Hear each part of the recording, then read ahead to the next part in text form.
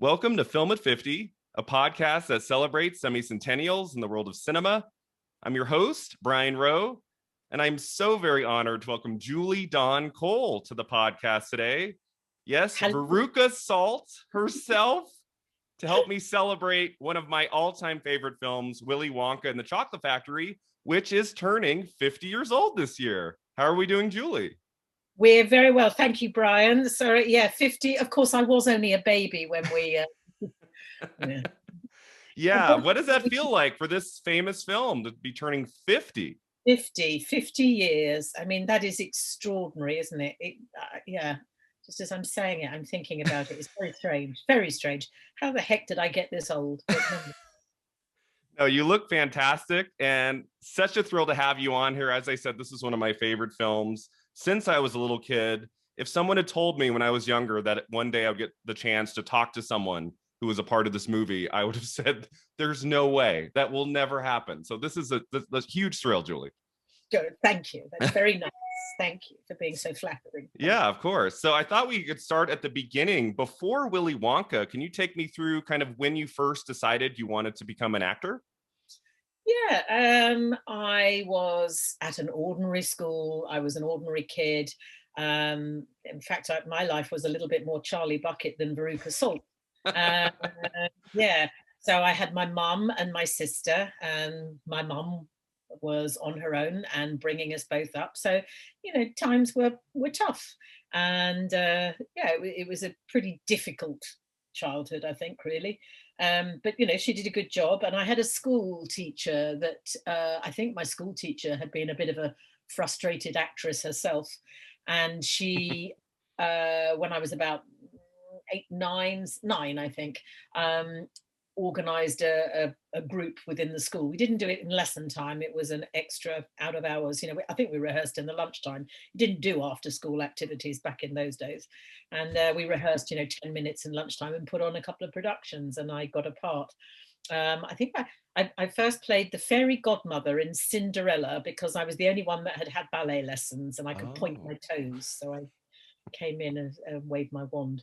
So that's kind of how things started. Did I want to be an actress? I think it was, for me, coming from where I did, a bit like saying you want to be an astronaut. That's something that other people do. You don't. It's not. Oh yeah. Who wouldn't? It's like saying I want to be a millionaire. Really? So your first film credit or TV credit of any kind is Willy Wonka, right? Before Willy Wonka, had you appeared in any kind of television or film production? Not at all. Not Not at at all. all. Okay. No, I've never even been on a film set ever. So when you first heard about this project, kind of how did it get started for you? Was it through a friend, or how did you hear about the auditioning process? I was now at theatre school, thanks Okay. to this teacher. She suggested I audition for theatre school, which I did, stage school in the UK. I got in, and I got my first job within 3 weeks of being at the school on the stage in a Okay. theatre production of Peter Pan. So I had done that, and I had played Liza the maid in London over Christmas with my absolute heroine, Hayley Mills and Bill Travers. Mm-hmm. Hayley Mills was I was so in awe of her. I mean, she was a child actress, and Mm-hmm. and sometimes people used to say I looked a bit like her as well. So she was my, my hero. I just wanted to be Hayley Mills. And so anyway, I'd done this production, Peter Pan, playing also Indians and pirates and God knows what else I was Mm-hmm. doing. I have no idea. And then along came there'd been a few other auditions, and then this audition came along, and it was just a cattle call. It was you, not you. That was it. They were And just pointing at you, like, it was, you, not you. yeah, you can go back to your classroom. Yeah, maybe you. What's your name? Yeah, okay, put her name on the list. No, not you. No, you're too tall, you're too dark, you're too whatever. Oh my And, God. yeah, it really was. And then obviously shortlisted a few times. I hadn't at this point read the book. Okay. Uh, this was 1970 when I was auditioning. Mm-hmm. The book was only published in like 68, something like that. So it wasn't hugely well known. Mm-hmm. And then when I got recalled a couple of times, it was like, okay, now you need to read the book. So I remember, before the final recall, well, I didn't know it was going to be the final recall, but what turned out to be. So you better go and find a copy of the book. And the school bus driver drove me around Hammersmith in London to all the bookshops trying to find a copy of it. You know, Mhm. couldn't get a copy. And I read it on the train going home from my school, and just remember thinking, wow, this is the most extraordinary story, you know. And I've still got that copy, that Oh, particular, cool. I still have it, and Mhm. I had it signed by all the cast. But you know, the illustrations, I remember looking at it when they describe the chocolate room, the imagination room as we call it, you know, with the meadow and the trees and Mhm. the water. I was thinking, wow, this is amazing, amazing. So yeah, it was a fantastic experience. So do you remember what your initial audition was? Were you reading a scene from the film? Like, were you aware of like the character and all of her Um, eccentricities, you know? that's that word as well, eccentricity. Eccentricity. Her nastiness really. Okay. They didn't have a script written at the time, so Okay. I read from the book, and they picked a page for me to read from the book. They didn't have the musical score written at the time, so they asked me to sing Happy Birthday, and that was my audition number. So I do remember, yeah, I remember reading from the book. I can still see it actually. It was the director, Mel Stewart, and Stan Margulies they were staying in a hotel in London, and I remember kneeling on the floor at a coffee table and sort of reading and doing all the gestures, and Mel sort of saying, you know, now faster and now louder and now wilder and whatever it was he was saying. So I do remember that quite well. Were you ever considered for Violet, or was it always No, Veruca? Okay. always Veruca. We were all the only one that there was some question of over was Paris, who played Mike TV, Hmm. and they looked at him for a while as Charlie Bucket, and then I think they decided he was too much of a brat. But you know, but Paris will tell you that himself. They just decided he was not Charlie Bucket. So what did you feel when you got the part? How did you celebrate when you were told that you were cast as Veruca Salt? Well, I had to wait a while as well because you know we didn't have mobile phones or anything back then, and I remember my agent, because the agency was within my school. When I'd got back to school after that audition in the morning, it was a morning audition. She came back in once, I don't know, a couple of hours later or something, and said, "I'd like to tell you that Julie has won a part in a major film, and you know she'll be away for some time." It's like, wow. So I couldn't even tell my mum that I'd got the part until I got home from school and she got home from work. So she didn't, you know, I knew about it before she did. Um, yeah, she got home, you know, like 6 p.m. or something. And that was when I was able to tell her that I'd got the part. That's fantastic. When you were cast, did you have any sense that this would be a really special film? Or were you just like, oh, I got a part in a movie. This is really cool. I think that's it. I don't think when you're a kid, you're Yeah. thinking in terms of the impact of anything. You're just thinking about how much fun am I going to have? Yeah. Eating chocolate and seeing all these amazing things. That was it, really. Of thinking, how are they going to do this technically? This is just, you know, extraordinary. And of course, every day when we did go into work, you know, there was always some amazing technical thing that was fabulous. And what did you do to prepare before you started filming? Was there anything you were doing in those weeks leading up to the production to prepare to play a character like that? No, I packed my suitcase. I decided which teddy I was taking with me. I was only 12, and we had teddy. You know, I was 12. You were young back then. Prepare? No, you know. As a kid, you don't think about preparing. You know, I mean, that's something you do as a grown up, thinking, oh God, I've got to, you know, I don't know, go to the gym, do some voice training or anything. I did nothing. To get in the mindset of Veruca, was that easy for you to do? Um, no, not really, because as I said, you know, my family background was a bit tough, and my mum Mm. was not strict. Well, she was, would I say strict? You know, she was just a regular mum, but I mean, I would never have been allowed to behave like Veruca. Never. And of course, Veruca had all this wonderful stuff. You know, I had hand-me-downs, you know, one new dress every whenever, once you'd grown out of it. That was it, you know. Yeah, we were poor. We were poor. And it was extraordinary. So I think just, you know, kind of tapping into the side of self that we all have that you don't let out, and you you know you're not allowed to show. So I wanted to talk about some scenes from the movie. Your first scene in the film is a classic, where your reveal within like 3 seconds, we know exactly who this character is, right? Yeah. I love that iconic line where you say, "Make them work nights." Yeah. I mean, it's just so classic. Could you talk a little bit about working with Roy Kinnear, who plays your father in this movie, who was also just so fantastic in Willy Oh, Wonka? Roy was such a lovely, lovely man, and how lucky I was. To be honest, I actually knew more about Roy Kinnear than I did know about Gene Wilder, and also the Really? wonderful woman who played my mother. Pat Coombs was a very well-known British actress here. She Mm-hmm. doesn't even get credit. When I saw they were my parents, it's like, oh my goodness, because Roy had been in the movie Help, the Beatles movie.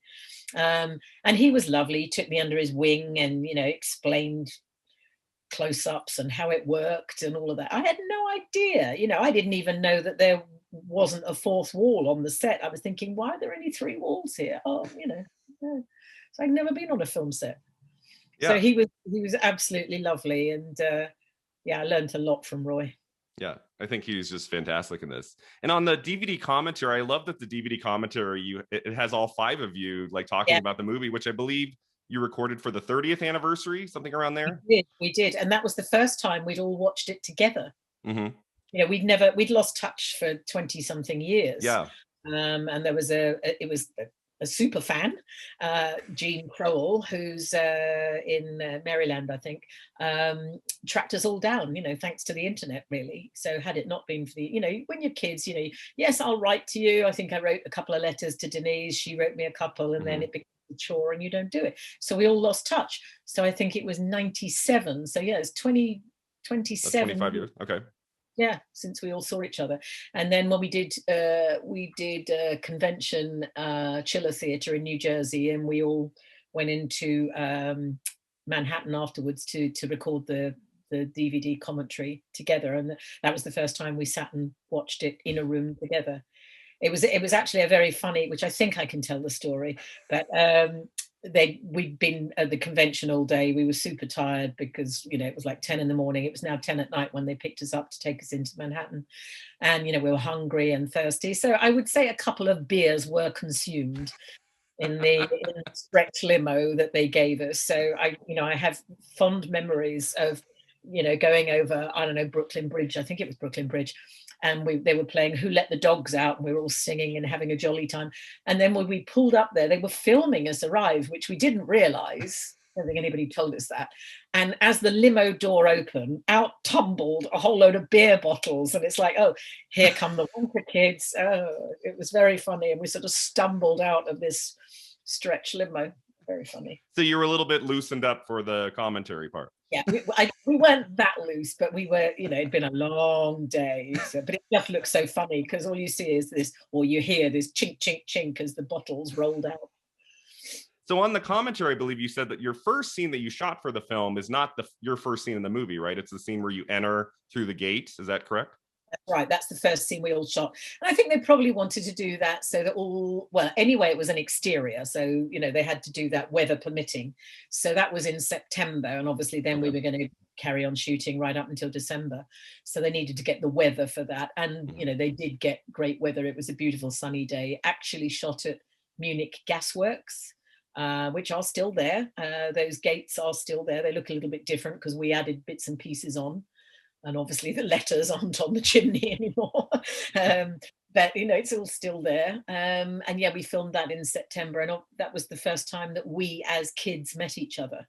So we were we were put on that platform, and it was like, have a look around and react to each other and that kind of thing. So there were no rehearsals for this movie before shooting began. Your first day you started shooting? Yeah, well, and we never rehearsed anything. I mean, it's like, let's have a run through, let's see what you want to do, let's try this. Okay, then we look at how they're going to shoot it, and then you bring in the stand-ins while we had to go off to school lessons. So I think it was Paris's sister, Mike TV, his sister was my stand-in. She was older but small. So, and then they'd set up the lights while we ran off to our classroom and got our mandatory 3 hours of academic work in. Interesting. Do you remember like the first day? Were you really nervous? Were you excited to be like, what were your emotions that first day? Both nervous and excited. it was a huge buzz. You know, you're just going to have fun hanging around, being on a movie set, lots of people, you know, going to makeup, having hair and makeup done. I mean, you know, that was kind of interesting as well. You know, and it was a great scene to start with because there was photographers and a Mhm. band and all sorts of hullabaloo. So, you know, the excitement of the what was supposed to be the Wonka thing was also the excitement of, wow, I'm on a film set. Mhm. And can you talk about Mel Stewart as a director? I just think he does an extraordinary job with this film. Like, what He was it like to work with him? Well, he was a bit of a shouty director, you know. He was one of those. You know, yeah, we were all a little bit scared of him. Uh, you know, he did shout, and if you messed up, you'd know it. You'd get his wrath. But you know, he did a good job, and he was very focused on, you know, getting the job done and what he wanted. You know, so he did not suffer fools gladly. He mellowed over the years. You know, I have a soft spot for Mel, and you know, I got on really well with him. But you know, woe betide you if you were unprofessional. You know, we were kids, but we were expected to be professional. He never talked down to us. You know, Mm. there was never there were never any allowances made for being a kid. You were a professional doing a job.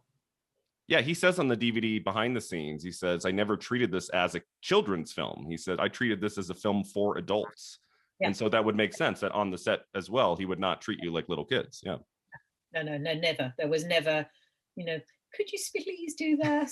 No, no, no, you know, like, you know what, do it, just do it. And yeah, but he was funny. Lovely Mrs. Bucket, Diana Soul, when we met up a few years later, and then at one of the conventions that we did, which was in Boston, and Rusty Goff joined us, and this was the first time that we'd met Michael in all this time. Michael was the last one to be traced, Mm. Augustus Gloop, Okay. you know, and Mel Stewart was there, and you know, there were some photos being taken, and Mel was saying, "You stand there, you do this, you do that," barking orders. And lovely Diana said to me in my room later, we were getting ready to go out for dinner, and she said, "I don't know why we're all so nervous. He can't fire us now." So we all started responding the way we used to. It's like, okay, yeah, I'll do as I'm told. Years on. That's fantastic. 27 years later, and I'm still doing what Mel says. That's fantastic. So talk to me about the famous chocolate room. Would you call it the imagination room? Yeah, we always Uh, call it the imagination room. I don't, you know, it's just become that because of the song. Yeah, the chocolate room was amazing. You know, it was incredible. You know, beautiful colors, and yeah, it was stunning. You know, the waterfall, the river. And people will ask, and no doubt you will ask, you know, what was the river made of? And it was made of a kind of chocolate powder, okay. because if they just put colouring in, it wouldn't have that opaqueness that they needed. Hmm. So it had a sort of chocolate powder in it and various other things. But you know, it was sitting around there for a good few weeks, so you would not have wanted to go anywhere. You know, people were using it like ashtrays, you know, chucking their coffee cups in it and that kind of thing. Is it true? So Like I think Gene Wilder says on the DVD that about a third of what we see in the room you could eat. Was that true? yeah, that might be a slight stretch, Straight. but you know, but everything that you saw somebody eat in uh, close up was okay. edible. But you know, not the whole thing. So like Violet's gummy bear that she eats, Denise, um, it wasn't a whole edible gummy bear. I mean, that would be like 200 pounds if it was. But you know, they replaced the ear, so the gummy bear ear was real. You know, the toadstool was filled with whipped cream. The thing that I had to eat was filled with something disgusting. It was horrible. Uh, That's right. there were other things, you know, there was like popcorn on the trees and things like that. So, you know, yeah, at a stretch, at a stretch. So how did you get along with the other child actors in this film? Were you the five of you really close? Did you work together a lot? Like how was your relationship with the other four child actors? Sadly, we didn't have a relationship with Michael Augustus at all. Okay. First of all, because he was the first kid to get bumped Hmm. off very, very quickly, and he didn't speak any English, and we didn't speak any German. It was shot in Munich, and so he was a local boy from Munich, and he come in and he'd do his scene and he'd go home again in a taxi. So, we were all staying in a hotel together. Okay. Um, years later, obviously, Michael is so much a part of it, and he speaks, brilliant English now and is very, very funny. He'd never even seen the movie because it came and went in Germany. It Oh, wasn't a okay. big success at all. So when they tracked him down 27 years later, he thought it was a bit of a joke. He thought somebody was winding him up. Anyway, but the other kids, the closest I'd say was Charlie Bucket, Denise, and myself. We were all a similar age within, a couple of months of each other. Paris was a couple of years younger, Mike TV, and him being sort of 11 and us be 12 turning 13, it was a big difference. And then there was also the the assistant director's son, Bobby Rowe, who had a couple of lines in it and was also Peter's stand-in, Charlie Bucket's stand-in. So kind of the four of us really were a little team. Peter, Denise, and myself, we were all staying in the same hotel. So we would hang out together and eat our way through frogs' legs and snails and anything else that we could think of that was vaguely disgusting and naughty. Is it true there's writing online that both you and Denise had crushes on Peter at the time? Is that true? That is true. That is true. And Pete will blush when we tell him about it. I don't know, he's kind of got used to the idea now. But yeah, we did both have crushes on him. He was cute. Lots of girls did have crushes on him. He, of course, was oblivious to this, had no idea what was going on. Girls are a little ahead of boys at the age of 12. That's totally true. So tell me about the kind of the psychedelic tunnel scene. What are you seeing on set that day? Are you seeing all of that rear projection and all of those images, or was that added later? No. We're seeing what you're seeing. Okay. And I think we saw a few other things besides as well that, they decided were a little bit too scary and cut those. So, again, for us, it was not just an hour of shooting, it was several days. And when it got to the tunnel bit, the boat was raised onto like ladders, really, on sort of A-frame ladders. So we were up in the air, 20, 30 foot in the air. When you were in that boat, you were stuck in that boat all day, there you were until it was break time. And then they'd have to get you down the ladder very carefully. So we were stuck there watching all this hideousness all day. But, once you'd seen it once, you go, oh, there goes that millipede again. Okay. That's fantastic. Tell me about working with Gene Wilder on this movie. What was he like on the set between takes? Gene was absolutely delightful and, so charming and kind and regular, ordinary guy. Nothing grand about Gene. There was nothing grand. In the corner of the set, there might be a few chairs maybe, but, he'd grab one, somebody else would grab another. We'd all vie for attention and want to sit on Gene's lap so that he could tell us stories and things like that once we'd got finished with our schoolwork. But he was never, aloof and, disappearing off to his dressing room to be private. He hung out with Jack and with Roy. Jack Albertson would be doing, kind of old vaudevillian routines. Roy and Gene, I think, had a very special friendship.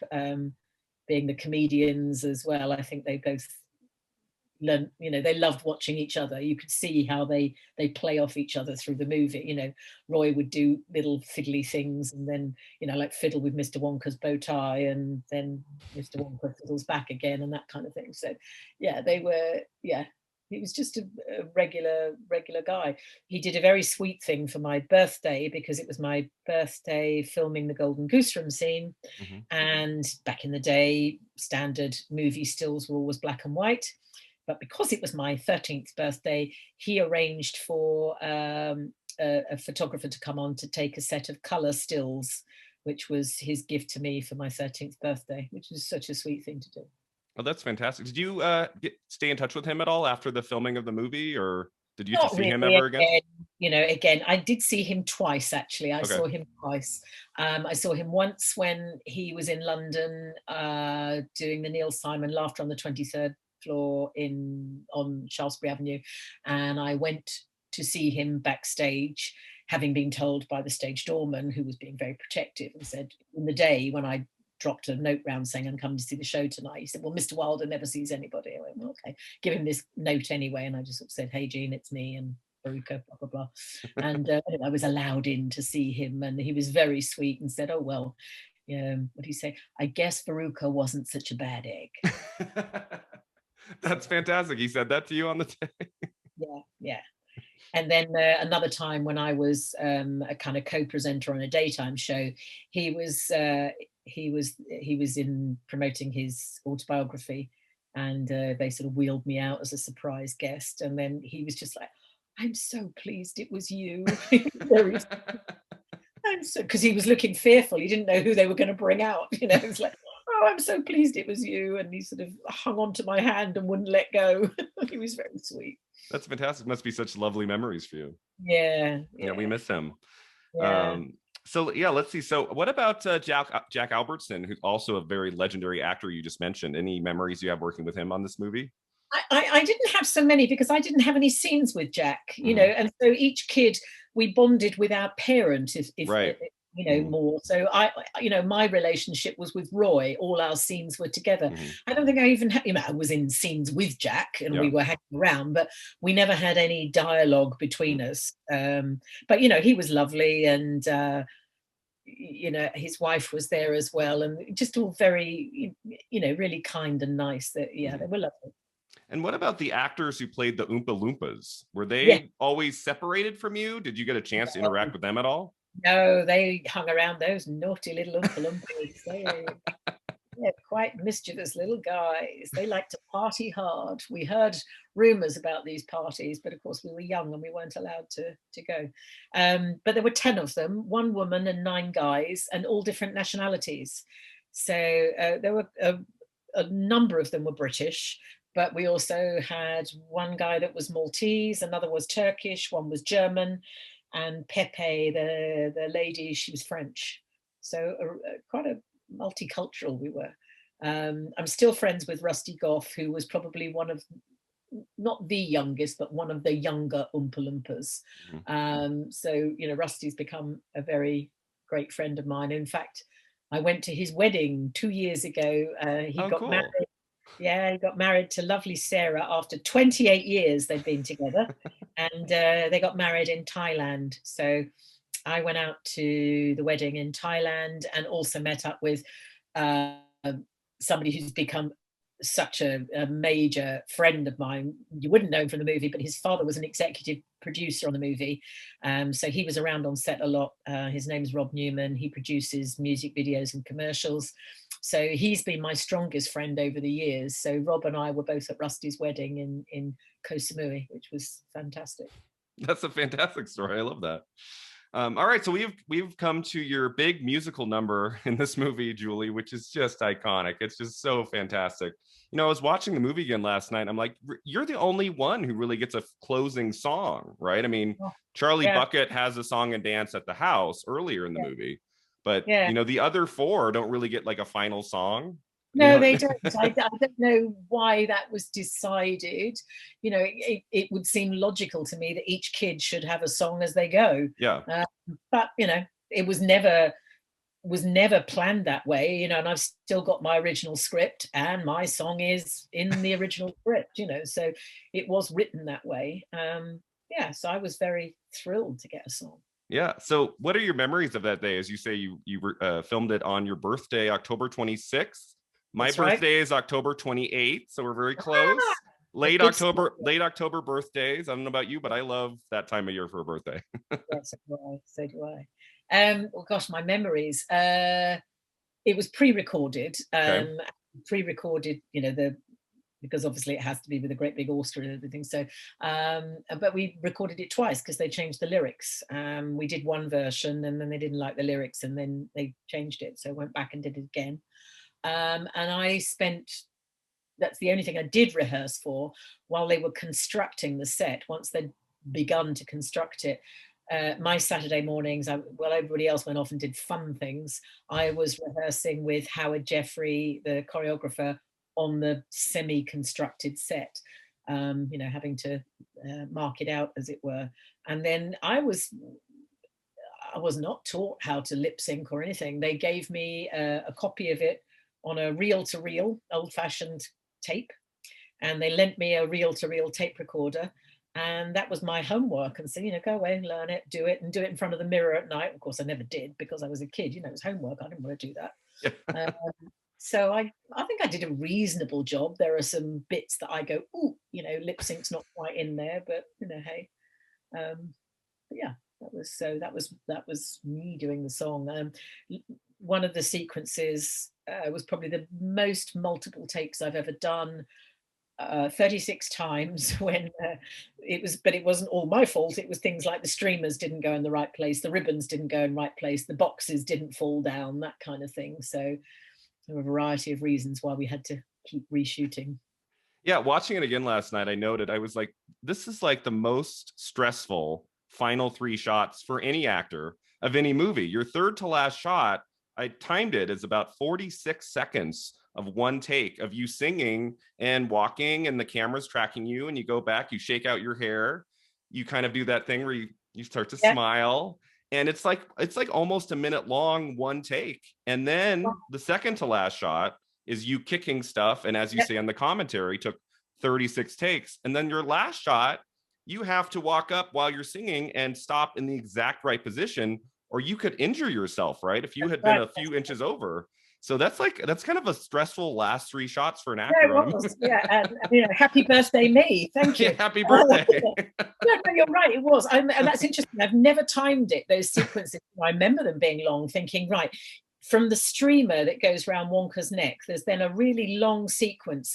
Run over, punch the ribbons, punch those ribbons, do this, spin the shopping cart, push that into the boxes, keep running, run up there, stand on the thing. Don't look down, even though you're looking for where your mark is. You're trying to think, am I in the middle of this thing? I don't know if I am.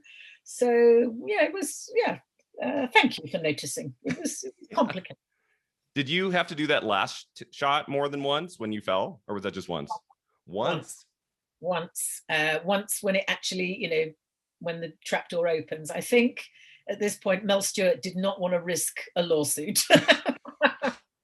And what did you land on? I think you said in the commentary, was it like somebody caught you, or what did you land on? There were cardboard boxes and mattresses. Okay. But two of the crew were there to kind of stop me bouncing back up, because obviously the minute I'd gone down, the lid was going to be closed again, and if I bounced back up, I'd hit my head. Yeah, so. But it's just a fantastic scene. I mean, if not Willy Wonka, of course, I feel like Veruca Salt is one of the most iconic characters from this movie, and for you to get that last song, it just cements your status as just like this legendary character in this movie. Yeah, I am very, very fortunate in that, because I think you're right.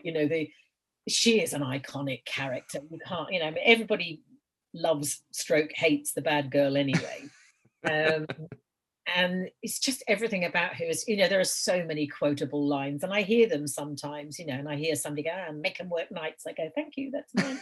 And I want it now, you hear all the time.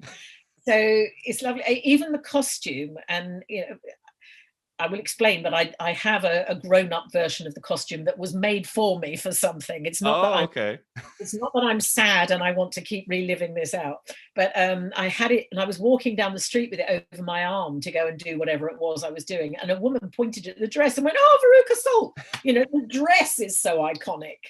So I'm very thrilled and flattered. In fact, Dolly Parton did a year before last or something for Halloween. She did a Veruca Salt number, and she rocked that red dress. She looked darn good. Oh, that's awesome. I haven't seen that. I have to check that out. Yeah, there have been a few. There's Sharon Osbourne did one last year as well. So I think there's obviously a lot of women of a certain age that really love Veruca Salt. Yeah, famous alternative rock band Veruca Salt, right? Yes, yeah. When did you first hear about that rock band? Were you like, I wonder if that's tied to my character? I didn't know. It was when I went to the States doing things, and people kept saying, "What do you think of the band?" I didn't know. Yeah, I don't think they were at that point known over here. Obviously, I know them now. But yeah. Did you keep anything from the production of the movie? Any costumes, any props, or anything? Costumes, no, because I couldn't wait to see the back of that red dress, and I think I'd grown out of it by the end of it anyway. So that was just like, I never want to see that red dress again. But I did keep some things, largely because it was all just being skipped and junked. I mean, they were burning, skip loads of Wonka bars. But also because my family weren't out there, I wanted to keep a few things as souvenirs to show my mom. Look, and we did trick or treating, and we went round the studio lot, and we got given some German and Swiss chocolate, but we also got given Wonka bars, and I came home with a great big bag full of candy. So I did have a few things. Over the years, I've parted with it. I Mhm. sold some stuff, took the kids on holiday. It's, to me, it's just stuff, and I'd rather make the do something useful with it, if you like. But I've still got the things that mean things to me. I do have my script, and I have my original poster signed by everybody, and I have my original copy, my hardback copy of the book. Oh, So cool. those are the things that I really care about. So, but when I'm gone, I mean, somebody would go, "What the hell is this rubbish?" and I'll probably throw it away. I hope that doesn't happen. Mm. Do you remember what the last scene you shot for the movie was? Like, what was your last scene? Was it, because if you said you shot from September to December? I finished in November. They were Oh, okay. still, so middle of November I finished. Well, they ended up shooting things slightly out of order. Okay. So I'm just trying to think. It might might well have been the lickable wallpaper. That might Okay. have been the last one. It could have been that. But also they had to reverse mine and Denise's sequences because her shoe broke. Um, Okay. and yeah, her shoe broke, and they only had one pair of shoes for each of us. Didn't have You had spare dresses, but not spare shoes.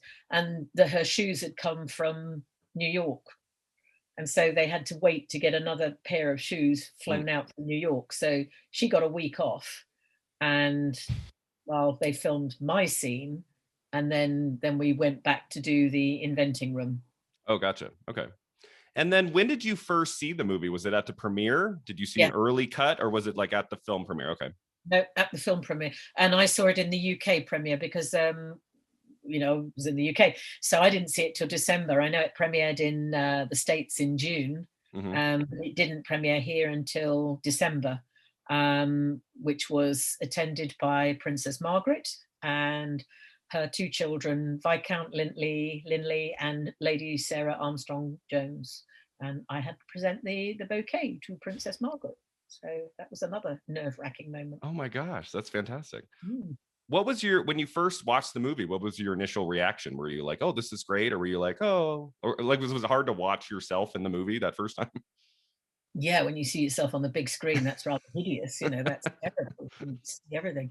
But the sequences, because the things that I remember watching it, and the fizzy lifting drinks room, being scared, thinking, "Oh no, he's going to get sucked up into the fan," even though I knew, what happened. So I do remember, yeah, the magic of. But I think for me, seeing the movie was somewhat overshadowed by being presented to the Queen's sister. That was Mhm. kind of like, that was such a big deal.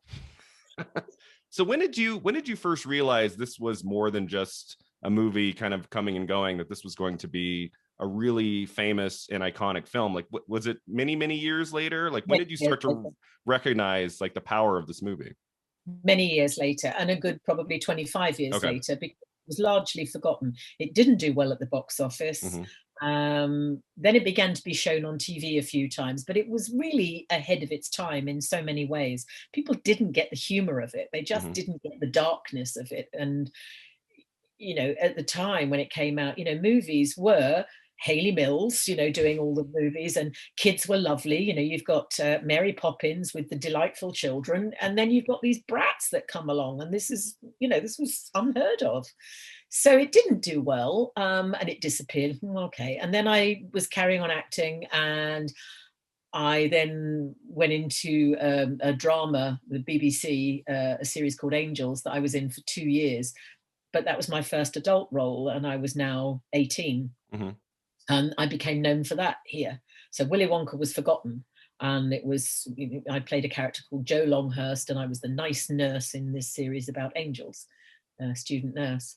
And that's what I became known for. And then I was in the original series here of Poldark, playing a bad girl again. So I began to get a very, just the adult career that nobody nobody really wanted to know that you were in a kids movie. So it would be at least 25 years before I began to think, okay. I think it was a band that were on TV, one of the boy bands, and they were interviewing them, and they were, massive. I can't remember who it was now. It might have been Westlife or something, one of the Irish bands. And it's Willy Wonka is such an institution in Ireland. It's very much part of the Christmas tradition. And they were being interviewed saying, oh, and I knew these guys because everybody worshipped them. They were gorgeous. And they're saying, what are you going to be doing at Christmas? Oh, we'll be going home and watching Willy Wonka. And I was thinking, wow, that's strange. But yeah, I mean, when I was a kid in the 1990s, this movie was hugely popular. My parents introduced it to me. I think you're right. In the early 70s, most of the popular kids films were Disney films, that were more kind of soft, and they didn't have these bratty kids. And I think it was a movie that needed to build in word of mouth over 20 years. And those early movies, you're not going to kill children. I mean, that was unheard. Well, if he did kill them, we don't know that he did. But anyway. So yeah, it was the 90s before it really started to change, I think. And I think Roald Dahl became, much more popular later. Yeah. A lot of his books were turned into films, like 1990s The Witches, starring Angelica Houston, which is also has some vibes of Willy Wonka. So I think it was like in the 90s when his work and his films really started becoming popular. And sometimes it's fun to go back and rediscover a movie that might not have been a huge hit at the time. Yeah. But later on, we recognized this is really great. Let's take another look at this. And then it was word of mouth. Everybody starts watching. I think Willy Wonka is really unique in that it did its box office in the day, disappeared. A lot of the other films have kind of trundled on, and they've always had a following, and maybe it's grown. Willy Wonka did not have a following for 20 years, and then it came out of nowhere. If you're thinking of Back to the Future, it was a great movie back then. It's continued to be a great movie, and all of those other films, they did good. Mary Poppins, still lost, but it was popular then and popular now. So it's interesting how this Willy Wonka came left field. So in the 1980s, you're walking around, nobody would ever stop you about Willy Wonka. So when did that start happening? Like mid to late 90s? Would you start to get recognized? Interesting. Yeah. That's so interesting. You make this film as a child and 20 plus years go by and you think, oh, it's just kind of this forgotten film. And then all of a sudden it just becomes so legendary and iconic. And you're like, oh, okay. Yeah, I had no idea. I was invited to do a convention. I didn't even know what a convention was. And they said, do you want to come to the convention? We'll fly you out. And I'm thinking, what who's going to turn up? And I had no idea. And then this kind of, I suppose, the fandom really took off, I think, in the 90s. And again, the internet did it, I think. So when fans are what have done this for Willy Wonka and have brought it back. If I go to a convention now, I mean, I love going to conventions, it's all mad, but you've got stormtroopers walking around with Jack Sparrow and, it's insane. So I wanted to ask you, Julie, if you've seen any of the other adaptations of the Roald Dahl book. Did you see the Tim Burton version from 2005? And what did you think of that? Yeah, I did. I don't think I'm the right person to ask. I think it's a very different movie. Yeah. I kind of wanted to like it more than I did because I thought that would be so typical just to say I didn't like it. Was that weird for you to see another actor's interpretation of a character you had played on film before? It was very different, so it didn't feel like the same thing. I watching it now and feeling rather, kind of dispassionate about it. Somehow or other, for me, and I can't, I can only speak for me, it will have its fans, didn't quite have the magic that our version had. I didn't really care about the people quite so much. Maybe it's also, I think our kids were horrible. I don't know if that's a word, but we were more terrible. We were more terrible, I think. Didn't really kind of like the backstory. I think Gene Wilder for me is Willy Wonka. He had the enigma that you just didn't know if he was really mean or just that mystery that he had. Yeah, I love that story. Mel Stewart said, I believe he said Gene Wilder walked in to audition to play Willy Wonka, and he didn't even have to say anything. And Mel Stewart said, "You got the job." He knew so fast, like this was the right guy for it. And yeah, I agree with you. I think, there's aspects of that 2005 version that I like, but I think especially when it comes to Willy Wonka, I don't know how you top Gene Wilder. I just think he is Yeah, the he icon. is.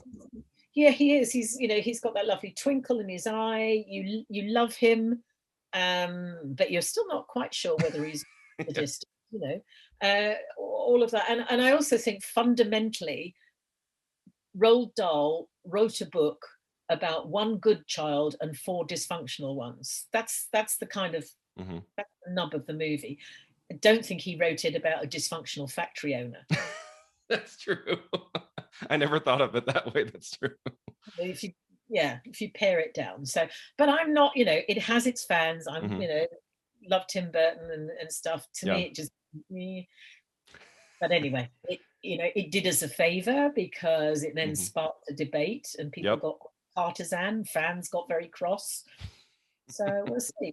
And I know there's going to be a prequel that will be interesting. So I believe a prequel is set for 2023 called Wonka. So we'll see what comes of that. Did you see any of the stage versions, the musical or the opera? I saw the London version. I've seen the London version of the musical. I think it's a difficult show to make work because of the construct, because actually you just want to get to the factory. All of the first half is all the setting up and you're thinking, when are they going to get there? And so that doesn't happen until after the interval. So I think that's quite difficult to do, but yeah. I haven't gotten a chance to see the stage version. Is I Want It Now the song? Is that a part of that? It's not. Interesting.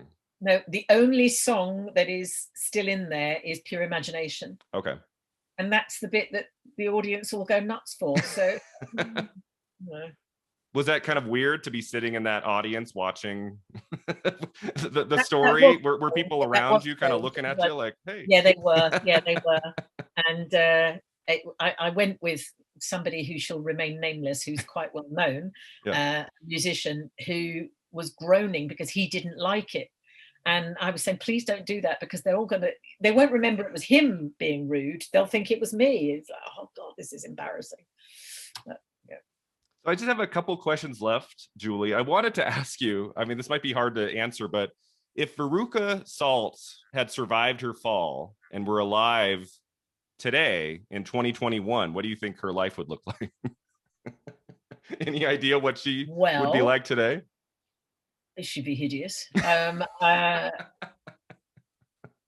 think she'd have been a Kardashian or something. I should rephrase that. I didn't mean that the Kardashians are hideous, but I think she'd be, Paris Hilton Kardashian. She'd be one of these kind of influencers, really. She'd probably have her own, channel. Not that she'd do much for it, but she'd have everybody else doing it.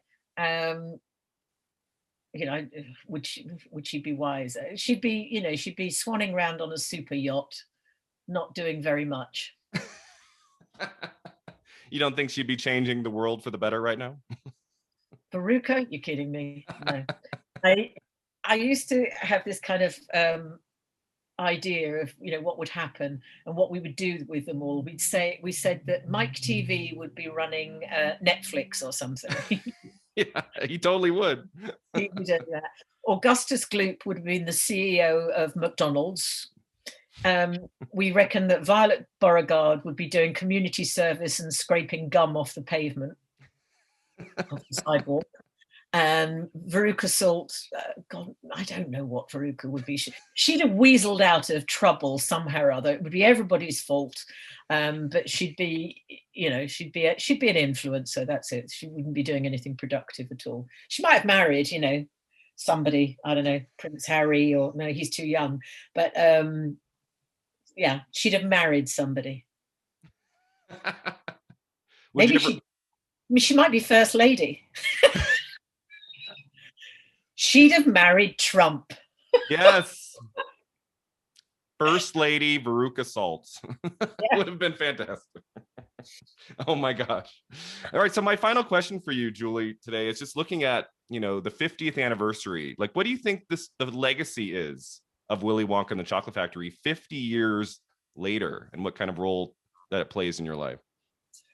The fact that you on the other side of the world and others like you are still saying, can we talk? Can we talk to you? It's kind of like, it's interesting, isn't it?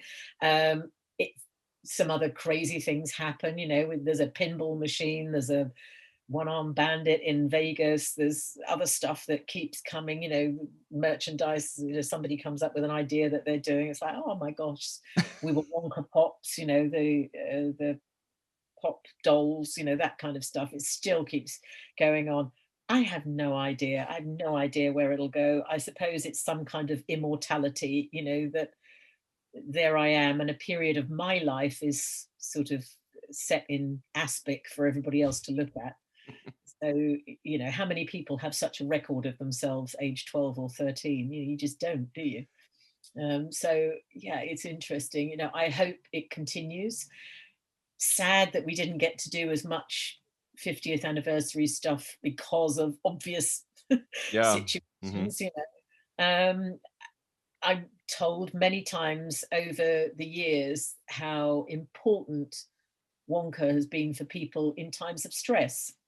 We call it the Wonka effect. You meet somebody and they're being a bit grumpy in their job or something like that, wherever it is, and you can see they're having a bad day, and we say, "Did you ever see that?" And and then we see the wave come over somebody. We call it the Wonka effect, us kids, because we've seen it so many times, and things change, and people go, "Oh, that changed my life. That movie was."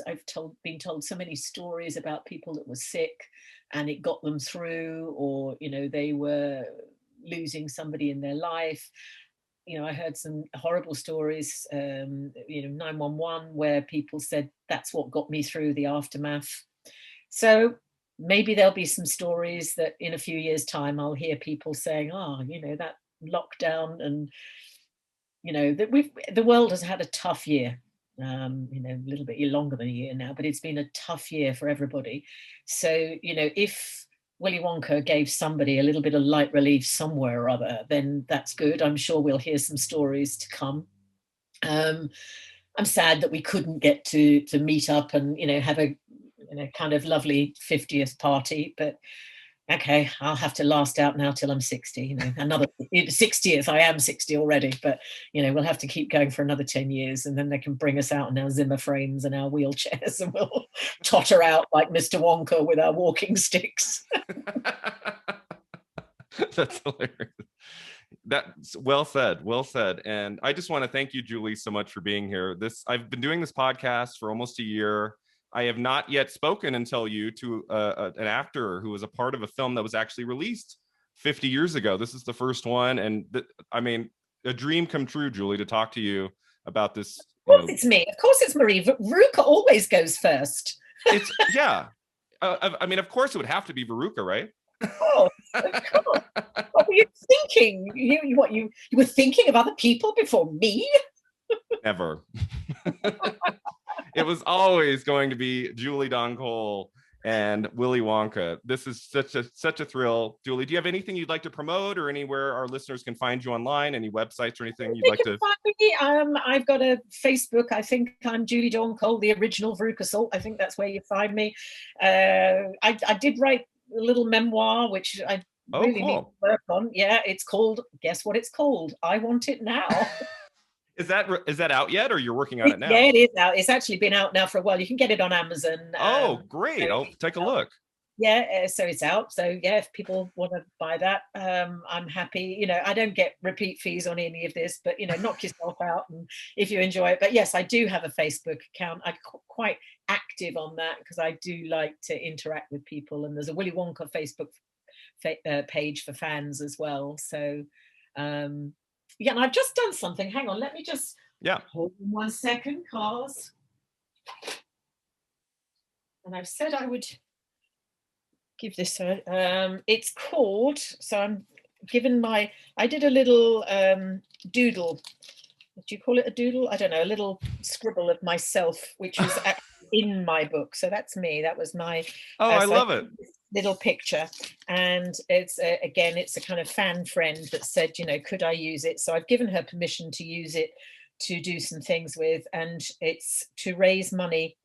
Pause for a cure. That's it. Pause for a cure. Oh, great. Okay.